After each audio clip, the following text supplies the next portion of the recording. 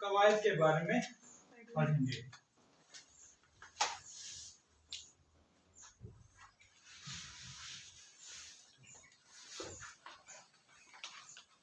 कवायद को अंग्रेजी में ग्रामर कहते हैं। क्या कहते हैं? ग्रामर।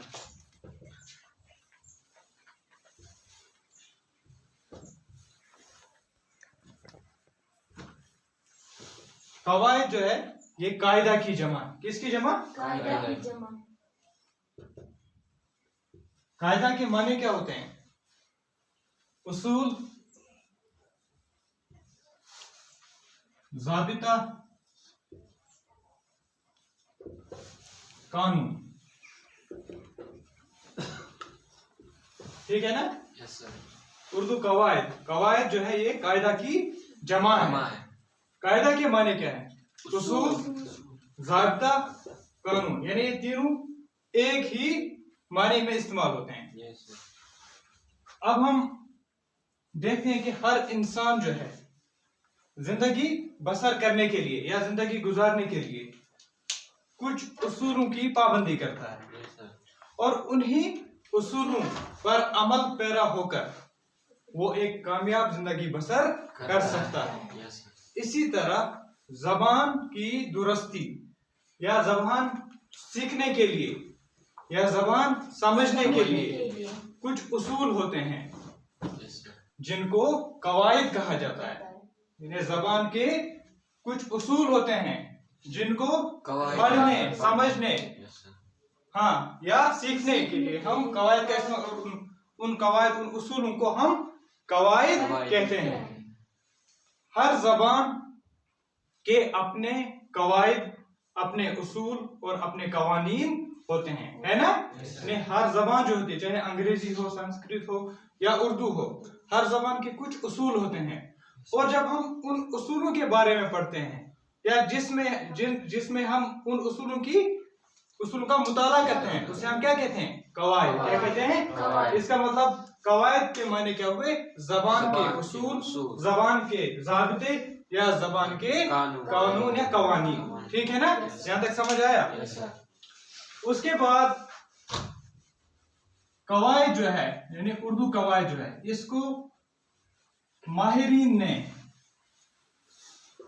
4 हिस्सों में तकसीम किया है। या हम ये भी कह सकते हैं कि कवायद उर्दू के 4 हिस्से हैं। क्या कह रहा हूं मैं? कवायद उर्दू के 4 हिस्से हैं। क्या क्या? यानी कवायद जो है इसके 4 हिस्से होते हैं।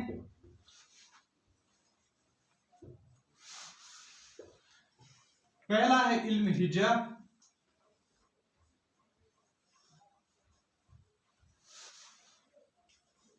दूसरा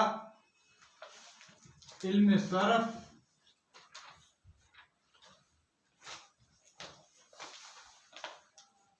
तीसरा इल्म नहव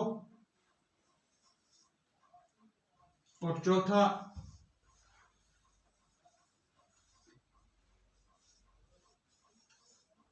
इल्म अरूज। यानी कवायद नवीज जो होते हैं, यानी जो ग्रामर बनाते हैं, किसी जबान के उसूल बनाते हैं, उन्होंने क्या किया है? उर्दू कवायद को, हम किसकी बात कर रहे हैं? किस जबान की बात कर रहे हैं? उर्दू जबान की। यानी उर्दू कवायद जो है इसको 4 हिस्सों में तकसीम किया गया है। क्या क्या? पहला हिस्सा आता है इल्म हिज्जा, दूसरा इल्म सरफ, तीसरा इल्म नहव और चौथा इल्म अरूज। ठीक है ना? पहले हम सबके बारे में देखेंगे कि ये इल्म हिज्जा क्या होता है, इल्म सरफ क्या होता है, इल्म नहव क्या होता है और इल्म अरूज क्या होता है। ठीक है ना? पहले हम ये देखेंगे, उसके बाद हम किसी एक इल्म पर या इल्म हिज्जा पर बात करेंगे। ठीक है ना? तो इल्म हिज्जा क्या है? इल्म हिज्जा क्या है? क्या आपको पता है? नहीं। यानी ऐसा इल्म या वो इल्म जिसमें हुरूफ का मुताला किया जाता है। किसका मुताला किया जाता है? जिसमें हुरूफ का मुताला किया जाता है या उनकी हरकत और सकनात पर बहस की जाती है, उसको इल्म हिज्जा कहते हैं। इसमें हम क्या करते हैं? उर्दू के जो हुरूफ है, जिनको हुरूफ तहजी कहा जाता है, उर्दू के हुरूफ को क्या कहा जाता है? हुरूफ तहजी। उन हुरूफ तहजी को उसके हम हिज्जे करते हैं। क्या करते हैं? हिज्जे हिज्जे करना मीन्स अलग अलग करना, ठीक है ना। तो इसमें हम क्या करते हैं, हुरूफ को अलग करने का हुनर सीखते हैं, फन सीखते हैं, ठीक है ना। तो इसका मौजू क्या होता है? हुरूफ, या हम कह सकते हैं कि ऐसा इल्म जिसमें हुरूफ और उनकी हरकत का मुताला किया जाता है। किसका मुताला? हरकत। हुरूफ आपको याद रखना है। हुरूफ यानी हरफ, हरफ की जमा क्या है? हुरूफ। इल्म हिज्जा में हम क्या करते हैं? हुरूफ और उनकी हरकत का मुताला करते हैं। या हम ये भी कह सकते हैं कि इल्म हिज्जा में हम हुरूफ के हिज्जे करते हैं। क्या करते हैं? हुरूफ के हिज्जे। हुरूफ के हिज्जे, हिज्जे करना मीन्स हुरूफ को अलग अलग करते हैं। उसके बाद इनका इमला क्या है, यानी कैसे इनका लिखने का तरीका क्या होता है, और इनकी साख्त क्या होती है, यानी ये हुरूफ कैसे बनते हैं, उस बारे में हम बात करते हैं। अब हम ये भी कह सकते हैं कि जिस इल्म में हम हुरूफ और उनकी हरकत से मुतल्लिक गुफ्तगू करते हैं, या हुरूफ के हिज्जे करते हैं, या उनकी इमला से मुतल्लिक गुफ्तगू करते हैं, ऐसे इल्म को इल्म हिज्जा कहा जाता है, ठीक है ना। इल्म हिज्जा में ही हम हुरूफ का मुताला करते हैं। इसमें हम किसका मुताला करते हैं? हुरूफ का। ये आपको जरूरी याद रखना है कि किस इल्म में हम किसका मुताला करते हैं। अभी हम इल्म हिज्जा की बात कर रहे हैं, इसमें हम किसका मुताला करते हैं? हुरूफ का। इसके बाद इसको हम बाद में तफसील से भी पढ़ेंगे, ठीक है ना। लेकिन उससे पहले हमने जो और 3 उलूम लिखे थे, यानी इल्म सरफ। इल्म सरफ किसे कहते हैं? जैसा कि आपने इल्म हिज्जा में देखा कि इसमें हुरूफ से मुतालिक बात की जाती है ना। उनके हिज्जे कैसे किए जाते हैं, उनको कैसे अलग किया जाता है, उनका इमला यानी लिखने का तरीका क्या होता है, उनकी साख्त यानी पहचान क्या होती है, वो कैसे बनते हैं, उस पर हम बात करते हैं। इसी तरह इल्म सरफ जो है, इसमें हम किसका मुताला करते हैं? लफ्ज। किसका मुताला? यानी आपको इसमें याद रखना है कि इसमें हम लफ्ज का मुताला करते हैं।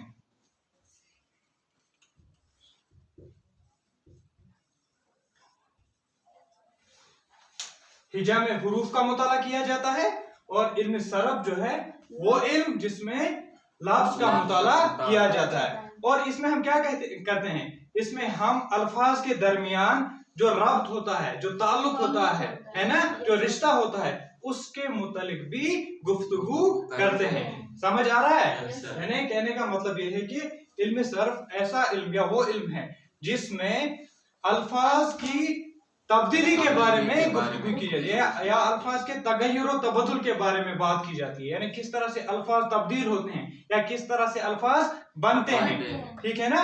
उनकी साख्त क्या होती है, वो इल्म सरफ कहलाता है। समझ आ रहा है? इसमें हम हुरूफ के मुतालिक बात करते हैं, इसमें लफ्ज के मुतालिक हम बात करते हैं, और साथ में उन अल्फाज में आपस में क्या रिश्ता है, आपस में क्या रब्त है, आपस में क्या ताल्लुक है, उसके बारे में भी बातचीत की जाती है, ठीक है ना। और अल्फाज किस तरह से तब्दील होते हैं, उनमें किस तरह से तगय्युर आता है, तगय्युर यानी तब्दीली आती है, चेंज कैसे वो होते हैं, ये सब गुफ्तगू हम इल्म सर्फ में करते हैं। इसके बाद इल्म नहव, यानी इल्म नहव के बारे में हम बात करेंगे। इल्म नहव ऐसा इल्म है जिसमें हम जुमले बनाने का हुनर सीखते हैं। क्या सीखते हैं? जुमले बनाने का हुनर। इसका मतलब, इसका मौजू क्या होगा? जुमला। इसका मौजू इल्म हिज्जा का हुरूफ होता है, सरफ का लफ्ज होता है, यानी लफ्ज का मुताला। इसी तरह इल्म नहव जो है, इसमें जुमलों का मुताला किया जाता है। जुमलों की तरतीब कैसे होती है, उनमें क्या ताल्लुक होता है, उनमें क्या रब्त होता है, ठीक है ना, उसके बारे में हम बातचीत करते हैं। इसीलिए इल्म नहव में हम जुमले का मुताला करते हैं। किसका? जुमले का मुताला। हाँ, यानी जुमला कैसे बनता है, जुमले की अकसाम पर बात करते हैं, जुमले की तंजीम या जुमले की तरतीब के मुतालिक बात की जाती है, ठीक है ना। तो उस इल्म को इल्म नहव कहा जाता है। इसी तरह इल्म उरूज जो है,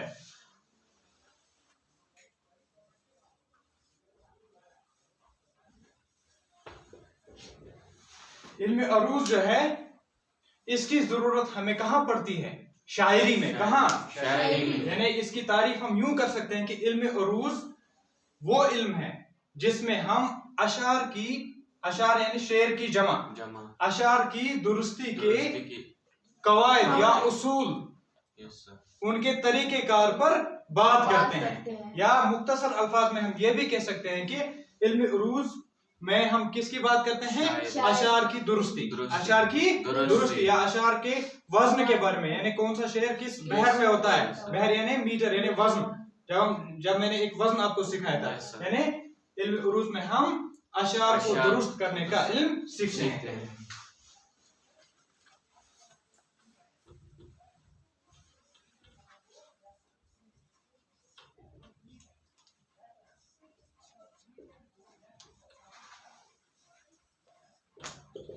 इल्म उरूज में अशार को दुरुस्त करने का तरीका सीखा जाता है।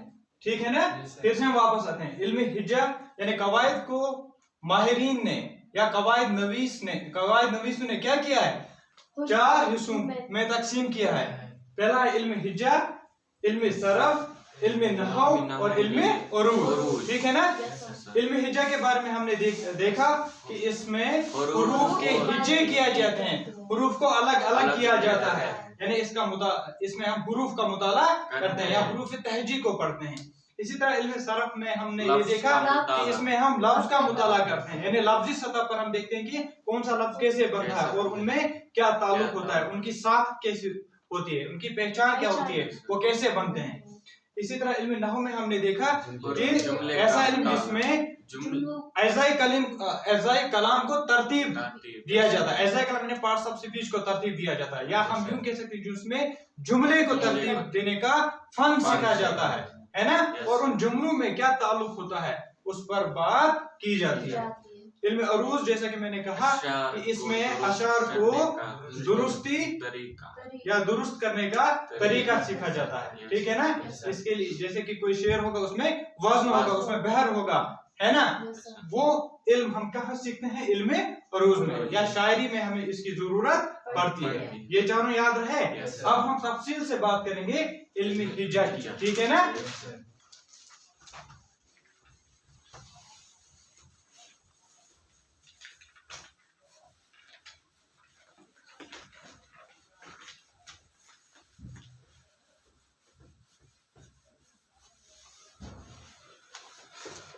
अब हमने ये जाना कि हर जबान के कुछ उसूल होते हैं, कुछ कायदे होते हैं, कुछ ज़ाब्ते होते हैं जिनको सीख कर हम क्या कर सकते हैं, यानी हम जबान को दुरुस्त कर सकते हैं, यानी जबान को समझ सकते हैं, जबान को सीख सकते हैं, यानी सीखते हैं, जबान समझते हैं, या कौन सा लफ्ज कैसे अदा करना है उसके बारे में भी हमें पता चलता कैसे? जब हम उर्दू कवायद का मुताला करेंगे। ठीक है ना? इसी तरह हमने ये देखा कि इसके 4 हिस्से हैं, वो भी हमने देखा। अब हम इल्म हिज्जा पर आते हैं। ठीक है ना? इल्म हिज्जा में आपने देखा इसमें हुरूफ तहजी से मुतालिक बात की जाती है। ठीक है ना? जैसा कि एक लेक्चर में आपको मैंने एक सवाल पूछा था कि उर्दू में हुरूफ तहजी की तादाद कितनी है। ठीक है ना? तो जब उर्दू में ये बात होती है कि उर्दू हुरूफ तहजी की तादाद कितनी है, उर्दू में जितने भी हुरूफ है, लेटर्स है, उनको हुरूफ तहजी कहा जाता है। क्या कहा जाता है? ठीक है ना? अब सवाल यहाँ पे बनता है कि उर्दू हुरूफ तहजी की तादाद कितनी है। ठीक है ना? इसके मुतालिक कोई एक ख्याल पेश नहीं किया गया, बल्कि मुख्तलिफ तरह के ख्यालात हमारे सामने आते हैं। जैसा कि किसी ने कहा कि इसकी तादाद 50 है। ठीक है ना? किसी ने कहा इसकी तादाद 37 है। एक और माहिर उसने कहा 48 है। किसी एक ने कहा 51 है और एक ने कहा कि 53 है। यानी मुख्तलिफ तरह के ख्यालात हमें मौसूल होते हैं या हासिल होते हैं। ठीक है ना? जैसे कि मौलवी अब्दुल हक का कहना था, मौलवी अब्दुल हक, उन्होंने कहा कि 50 हैं। कितने कहा? 50 है। किसने कहा? मौलवी अब्दुल हक। इसी तरह रशीद हसन खान एक कवायद नवीस हैं, उन्होंने क्या कहा है हमने अल्फाज की हरूफ की तादाद कितनी बताई? 37, ठीक है ना। Yes sir. इसी तरह उबुल्लाह सिद्दीकी,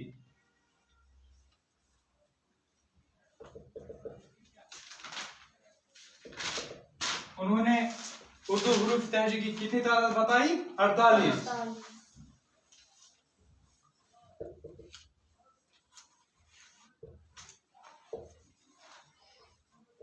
फतह मोहम्मद जालंधरी ने हरूफ की तादाद 51 बताई, ठीक है ना। इसी तरह शानुल हक हकी, क्या नाम है?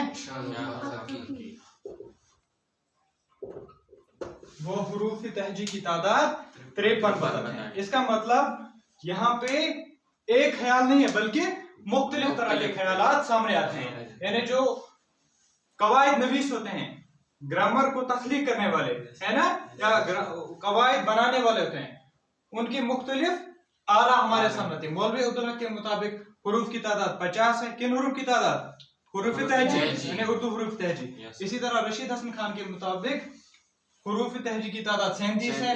उबुल्लाह सिद्दीकी के मुताबिक 48, फतह मोहम्मद जालंधरी के मुताबिक 51 और शानुल हक हकी का कहना है कि हरूफ तहजी की तादाद 53 है, ठीक है ना।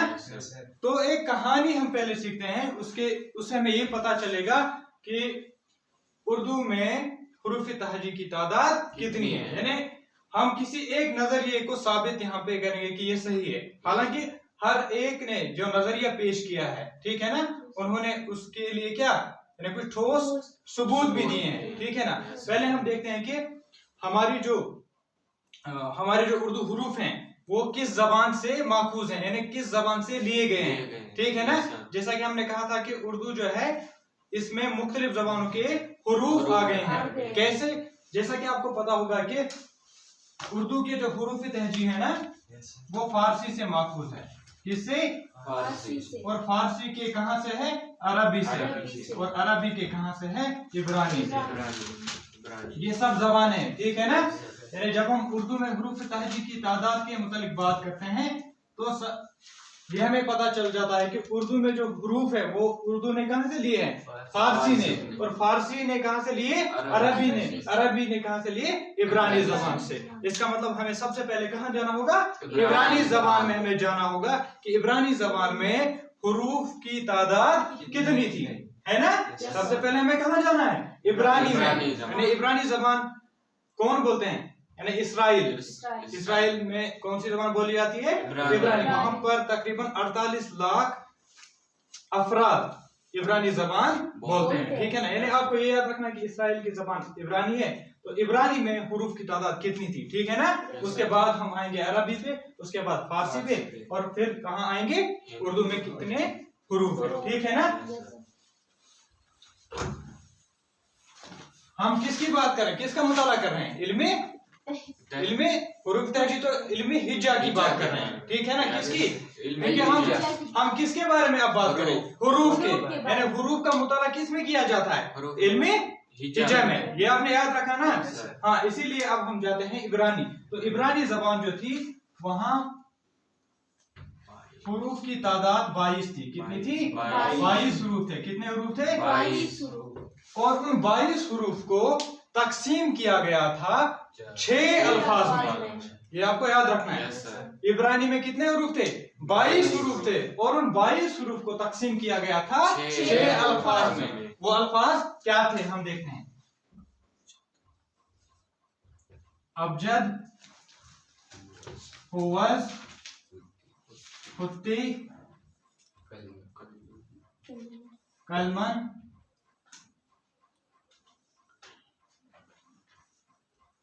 साफस, करशद, ठीक है ना। इब्रानी जबान में 22 हरूफ मिलते हैं, और उस 22 हरूफ को, उन 22 हरूफ को तकसीम किया गया था 6 अल्फाज में। यानी अबजद, हुवज़, खुत्ती, कलमन, साफस, करशद। इसका मतलब अबजद में कितने हरूफ नजर आते हैं? 4। हुवज़ में 3, खुत्ती में 3, कलमन में 4, साफस में 4 और करशद में 4। यानी जब हम इनको गिनते हैं तो ये सारे हरूफ मिलकर कितने बनाते हैं? 22 हरूफ बनते हैं, ठीक है ना। क्योंकि इन अल्फाज की या इन हरूफ की शुरुआत किससे होती है? अबजद से होती है। किससे होती है? अबजद। इसीलिए इसको हुरूफ अबजद का नाम दिया गया। क्या नाम दिया गया? हुरूफ हुरूफ अबजद। अगर आपसे कोई ये सवाल पूछे कि इब्रानी में जो 22 हरूफ इस्तेमाल किए जाते थे, है ना, उनको हुरूफ अबजद क्यों कहा जाता था, तो आपका जवाब क्या होगा? क्योंकि उनका जो यानी इब्रानी में जो 22 हरूफ है उनको 6 अल्फाज में तकसीम किया गया, क्योंकि उनकी शुरुआत अबजद से होती थी। उन हुरूफ की शुरुआत अबजद से होती थी, इस वजह से उसे हुरूफ अबजद का नाम दिया गया। ठीक है ना? Yes sir. इसके बाद इब्रानी जबान के 22 हरूफ के बारे में तो हमें पता चला है। Yes sir. इसके बाद अरब वालों ने क्या किया? इन्होंने हमला किया। हमला किया। क्या किया? हमला किस पर? किस पर? इसराइल पर। इसराइल। ठीक है ना? यस। या हम ये कह सकते हैं कि इब्रानी जो है, अरब वालों ने इसको तो एक्सेप्ट किया, इसको तो कबूल किया, यानी इन हुरूफ को, लेकिन इसके साथ साथ उन्होंने इन अल्फाज, इन हुरूफ में कुछ और हुरूफ का इजाफा किया। यानी अरब वालों ने इसमें क्या किया? 6 हुरूफ का इजाफा किया। कितने हुरूफ का? 6 हुरूफ का इजाफा किया। और उन 6 हुरूफ को कितने अल्फाज में तकसीम किया गया? 2 अल्फाज। यानी जब ये इब्रानी जबान कहाँ पहुंची? अरब। तो अरबों ने क्या किया? उन्होंने इसमें 6 हुरूफ का इजाफा किया। 6 हुरूफ का इजाफा किया और उन 6 हुरूफ को उन्होंने 2 अल्फाज में तकसीम किया। वो 2 अल्फाज क्या है? सखज, ज़ज़। क्या है? सखज, ज़ज़। यानी अब हुरूफ की तादाद अरबी में कितनी हो जाती है? 22 और 6 यानी 28। कितनी? 28। इस तरह हुरूफ की तादाद 28 हो जाती है। ठीक है ना? तो अरबी कायदे के मुताबिक, पुराना अरबी का जो कदीम कायदा है उसके मुताबिक अरबी हुरूफ की तादाद कितनी है? 28। ठीक है ना? यहां तक समझ आया? हाँ। उसके बाद जब अरबों ने हमला किया ईरान पर, किस पर? ईरान पर। किस पर? ईरान को पहले क्या कहा जाता था? पारस। क्या कहा जाता था? पारस। जैसा कि आपने फारस, मुल्क फारस सुना ना? ठीक है ना? तो पारस कहा जाता था। और वहां जो जबान बोली जाती थी उसे पारसी कहा जाता था। क्या कहा जाता था? पारसी कहा जाता। वो इस वजह से क्योंकि जो ईरानी जबान है या पारसी जबान है या फारसी जबान है, वहां फे का हर्फ आपको नहीं मिलेगा। वहां फे का हर्फ आपको नहीं मिलेगा। फे के बदले वो किसका इस्तेमाल करते हैं? पे का। ठीक है ना? इसका मतलब अगर फारसी होगा तो उनके वहां वो क्या होगा? पारसी। मुल्क पारस इसलिए हम कहते हैं। तो अरबों ने जब ईरान पे हमला किया तो ईरान में जो जबान बोली जाती थी वो कौन थी? फारसी। क्या थी? फारसी। तो अरबों ने क्या किया? हमला जब किया तो ये तो होता ही है कि एक तहजीब का असर दूसरी तहजीब पर पड़ता है, या एक जबान का असर दूसरी जबान पर पड़ता है। वहां पे भी यही हुआ। क्या हुआ कि इस फारसी जबान पर अरबी के असरात पड़े, या हम ये भी कह सकते हैं कि अरबी जबान पर किसके असरात पड़े? फारसी के असरात पड़े। हम किसके मुताबिक बात कर रहे हैं? यानी हुरूफ तहजी उर्दू में तादाद कितनी है? सवाल वही है ना? हाँ, इसीलिए यहाँ क्या हुआ? फारसी में यहाँ भी इसमें कुछ हुरूफ का इजाफा। कितने हुरूफ का? 4 हुरूफ का इजाफा हुआ। कितने हुरूफ का? 4 हुरूफ। वो 4 हुरूफ क्या क्या थे? पे, चे, जे और गा। यानी 4 हुरूफ का इजाफा यहाँ पे हुआ ईरान में या फारसी जबान के जरिए। पे, चे, जे, गाब। तो कभी कभी कहा जाता है कि पे, चे, जे, गाब जो है ये किस जबान के हुरूफ हैं या कहां से लिए गए हैं? ये फारसी जबान के खालिस यानी प्योर हुरूफ हैं। किसके? फारसी जबान की। तो इस तरह से हुरूफ तहजी की तादाद कितनी हो गई? 32। यानी 28 और 4। ठीक है ना? 28 और 4 तादाद हो गई 32। अब क्या हुआ कि जब मुसलमान हिंदुस्तान में दाखिल हुए। Yes, sir. कौन? मुसलमान जब हिंदुस्तान में दाखिल हुए तो वो मुख्तलिफ जबानें अपने साथ लाए। Yes, यानी उन्होंने कोई एक ही जबान अपने साथ नहीं लाई। जैसा कि उर्दू के मतलब एक गलत नजरिया ये है कि ये मुसलमानों की जबान है, जो किसी भी एंगल से सही नहीं है, किसी भी जाविये से सही नहीं है, ठीक है ना। अक्सर यही कहा जाता है ना Yes, कि sir. उर्दू मुसलमानों की जबान है और हिंदी हिंदुओं की जबान है। ये नजरिया बिल्कुल गलत है। अब देखो क्या हुआ, जो ही ये मुसलमान कहाँ दाखिल हुए?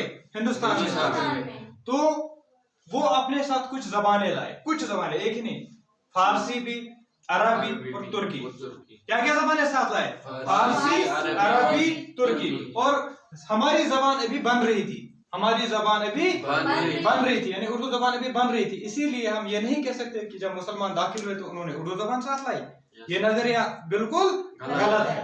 तो हम ये कह सकते हैं क्या कि मुसलमान जब हिंदुस्तान में दाखिल हुए तो वो अपने साथ कई जबानें लाए, जैसा कि फारसी, अरबी और तुर्की, ठीक है ना। तो यहाँ पे क्या हुआ, यहाँ पे हिंदुस्तान पहुंचकर इन हुरूफ में कुछ और हुरूफ का इजाफा हुआ, या इस जबान में कुछ और हुरूफ का इजाफा हुआ। कितने हुरूफ का?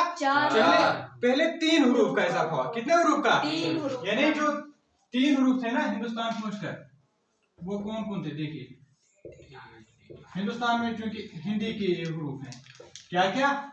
टे, डाल, अड़े, टे, डाल, अड़े, टे, डाल, अड़े, यानी ये हिंदी के हुरूफ हैं। और यही हुरूफ किसमें शामिल हुए?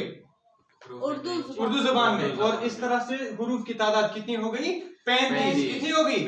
35। उसके बाद देखा गया कि ये का हर्फ जो है वो उर्दू में शामिल नहीं है। उसके बाद इस ये का भी इस्तेमाल या इसको भी शामिल किया गया। तो हम कह सकते हैं कि 4 हुरूफ का इजाफा हुआ। कितने हुरूफ का? 4 हुरूफ का। और इस तरह से हमारे पास हुरूफ तहजी की तादाद कितनी हो जाती है? 36। यानी 32 + 4 हो गए 36। ठीक है ना। अब यहाँ पे देखो, यहाँ पे किसी ने भी ये नहीं कहा कि उर्दू के हुरूफ की तादाद 36 है। और यहाँ पे देखो हिंदुस्तान में क्या हुआ, यहाँ तो ये 4 हुरूफ का इजाफा हो गया, ठीक है ना, और 36 तादाद होगी, ठीक है ना। लेकिन इसके साथ साथ मजीद हुरूफ का इजाफा हुआ। ये सारे जो हुरूफ है ना, इनको कहा जाता है मुफरद हुरूफ। क्या कहा जाता है? यानी मुफरद हुरूफ जो एक हर्फ पर मुश्तमिल होते हैं। क्या कहते हैं इनको? मुफरद हुरूफ। यानी मुफरद हुरूफ की तारीफ क्या है? ऐसे हुरूफ जो एक हर्फ पर मुश्तमिल होते हैं, जैसे अलिफ, बे वगैरह, ठीक है ना। लेकिन इन हुरूफ के साथ साथ यहाँ कुछ और मुरक्कब हुरूफ, क्या कहेंगे हम? मुरक्कब हुरूफ का इजाफा हुआ। मुरक्कब हुरूफ की तारीफ क्या है? जो एक से ज्यादा हुरूफ से बनते हैं। समझ आ रहा है? मुफरद और मुरक्कब हुरूफ के दरमियान क्या फर्क है? क्या फर्क है? मुफरद में सिर्फ एक हर्फ होता है, जबकि मुरक्कब में एक से ज्यादा हुरूफ होते हैं, ठीक है ना। तो इनको मखलूत हुरूफ कहा गया। क्या कहा गया? मखलूत हुरूफ। किनको मखलूत हुरूफ? ये सारे जो आपने देखे ना 36, ये 36 जो हुरूफ हैं इनको मुफरद हुरूफ कहा जाता है। और बाकी जो 15 मुरक्कब हुरूफ हैं वो कितने हैं? 15। क्या है? 15। हाँ, अब हम वो देखते हैं।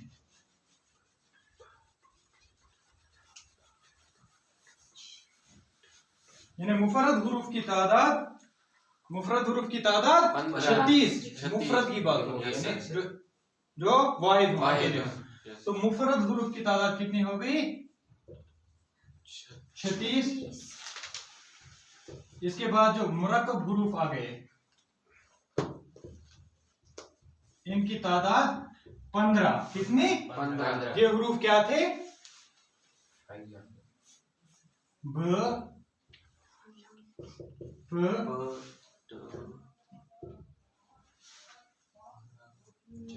फ, ज, छ आवाज नहीं देगा, छ देगा ना, क्योंकि इसके साथ 2 चश्म भी लगा है। हाँ, उसके बाद ध, ढ,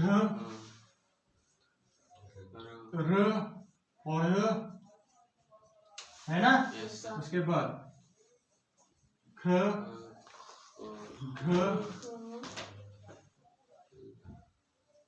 ल म No. न। ये कितने हुरूफ आ गए? 15 15 हुरूफ। कितने? 15 हुरूफ। अब आपने ये याद रखा कि उर्दू में मुफरद हुरूफ की तादाद 36 है, जबकि मुरक्कब हुरूफ की तादाद 15 है। और इन दोनों को जब हम मिलाते हैं, क्या यानी इन दोनों को 36 प्लस 15 जब हम मिलाते हैं तो ये तादाद कितनी बन जाती है? 51। कितनी बन जाती है? 51। इसका मतलब इनमें से ये नजरिया जो है सही। ठीक है ना। बाकी जो नजरिया इनको हम गलत नहीं कहते हैं, ये भी आपको याद रखना है। ये जो बाकी नजरियात पेश किए गए हैं ना, मैंने पहले कहा कि इन्होंने इसके ठोस दलाइल या शवाहिद या सबूत भी पेश किए हैं। यानी अगर किसी ने ये कहा कि जैसे कि मौलवी अब्दुल हक, इनको बाबाई उर्दू कहा जाता है। क्या कहा जाता है? बाबाई उर्दू। यानी फादर ऑफ उर्दू मौलवी अब्दुल हक को कहा जाता है। इन्होंने 50 अगर कहा है तो वो उसके पीछे उनकी कोई दलील भी होगी, शवाहिद भी होगी। इसी तरह रशीद हसन खान 37 बार, तो उसके पीछे कोई ना कोई वजह होगी। या इन सब के पीछे वजूहात होंगी। ठीक है ना। इन्होंने हवा में ही हुरूफ की तादाद ये नहीं मुकर्रर नहीं की है। लेकिन जिस तरह का यानी जब हमने हुरूफ तेजी का मुताला किया तो हमारे पास इनकी तादाद क्या बनती है? यानी 51। इसका मतलब फतह मोहम्मद जालंधरी ने जो नजरिया पेश किया, हम उसको अभी अपना रहे हैं। क्या कर रहे हैं हम? अपना रहे हैं। किसका नजरिया? फतह मोहम्मद जालंधरी। अब किसी ने 53 कहा है, आपको पता है 53 किस वजह से? इन्होंने क्या किया होगा? एक तो हमजा को भी शामिल किया होगा हुरूफ तेजी में, और साथ में इन्होंने अलिफ मद जो हम लिखते हैं ना, उसको भी शामिल किया है। इनका नजरिया हुई। रशीद हसन खान ने 37 इस वजह से कि 36 और हमजा, 36 और हमजा 37। ठीक है ना। इनका हम बाद में देख सकते हैं। तो हमारे पास अब ये जो नजरिया हमने लिया फतह मोहम्मद जालंधरी का, 51 हुरूफ बन जाते हैं। उनमें से हमने ये भी देखा कि मुफरद हुरूफ की तादाद 36 और मुरक्कब हुरूफ की तादाद 15। इन मुरक्कब हुरूफ को हाइया हुरूफ भी कहा जाता है। क्या कहा जाता है? हाइया हुरूफ।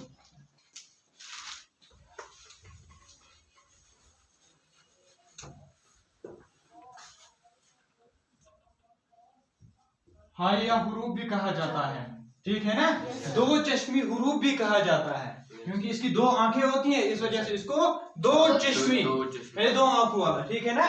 दो चश्मी हुरूफ भी कहते हैं।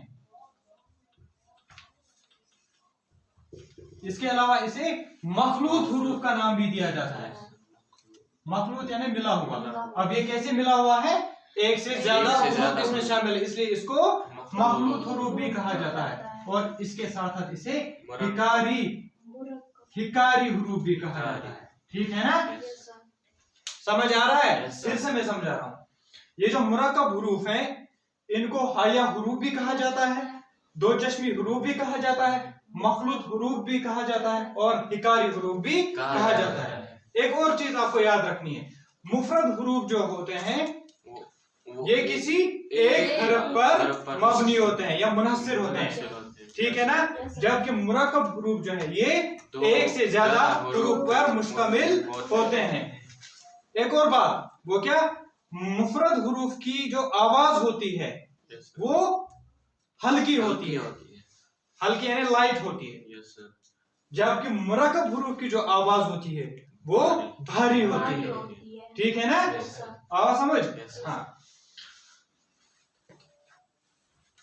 अब उर्दू में कुछ हुरूफ ऐसे हैं जिनको शरारती हुरूफ कहा जाता है।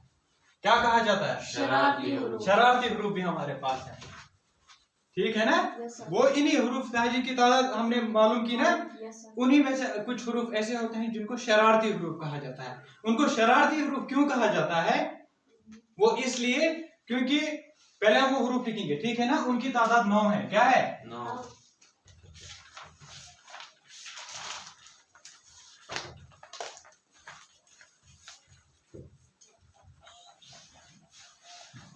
अलिफ, दाल, दाल, जाल, रे, रे, जे, जे, वाव। यानी इनकी तादाद कितनी है? 9। ये अलग नहीं है, पहले मेरी बात समझो।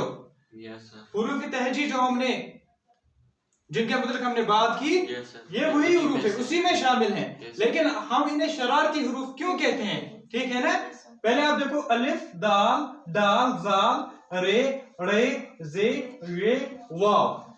ये शरारती हुरूफ इस वजह से कहलाते हैं क्योंकि ये अपने पहले से या पहले आने वाले हरफ से मिलते हैं। अपने पहले आने वाले हरफ से मिलते यानी हैं। इनके पहले आप कोई भी हरफ लगाइए उसके साथ मिल जाएंगे, लेकिन इनके बाद आने वाले जो हुरूफ हैं उनके साथ ये नहीं मिलते हैं। इस वजह से इनको शरारती हुरूफ कहा जाता है। जैसे कोई मिसाल में दूंगा, हमारे पास अलिफ है ना? Yes sir. अगर इस अलिफ के आगे में बे लगाऊंगा, यानी बे और अलिफ क्या बन जाते हैं?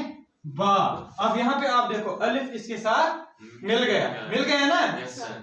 लेकिन अगर इस अलिफ के पीछे कोई लफ्ज आएगा, यस सर। ठीक है ना, तब ये उसके साथ नहीं नहीं मिलेगा। जैसे कोई लफ्ज बोलो, अलिफ बे।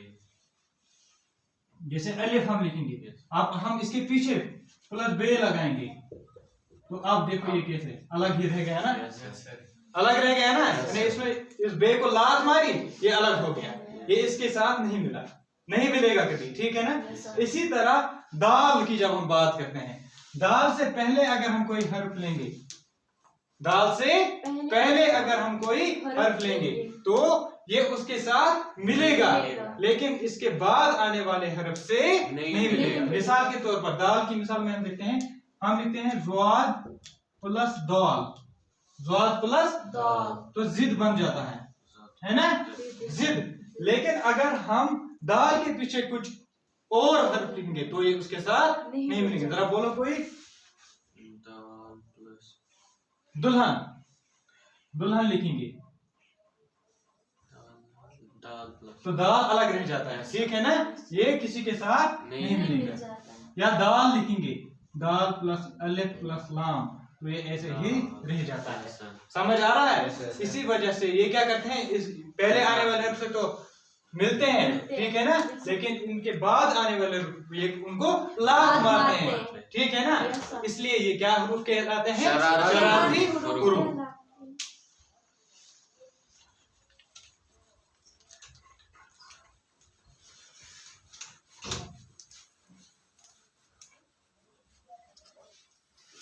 समझ आया?